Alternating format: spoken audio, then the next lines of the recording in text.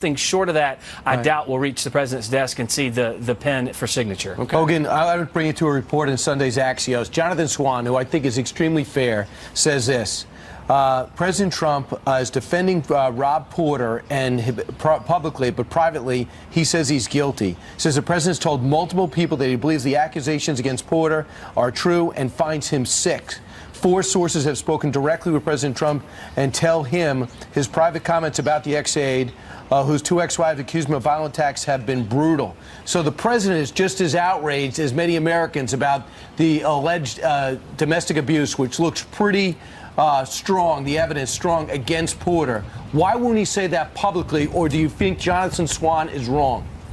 Well, I don't know if he's going to say that publicly or not, and I've not spoken with the president about this, but I can say, we lean on a process here at the White House, and quite frankly, as soon as we found out about this on Tuesday, by Wednesday, Rob Porter was gone.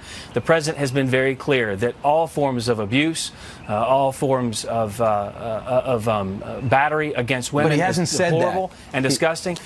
Right, but he hasn't. You haven't talked to him today. I mean, obviously, he said that multiple times in the past, but in this particular instance, you're talking about sources that I can't verify because I've not had that conversation with them. Right. But I know for a fact I've talked to the president about issues surrounding this type of behavior, and he finds it disgusting. Sure. Well, the abuse allegations, the stories are horrific. They're bad stories. But something else that is just as troubling is apparently Mr. Porter did not ultimately have his security clearance because of the problems in his past.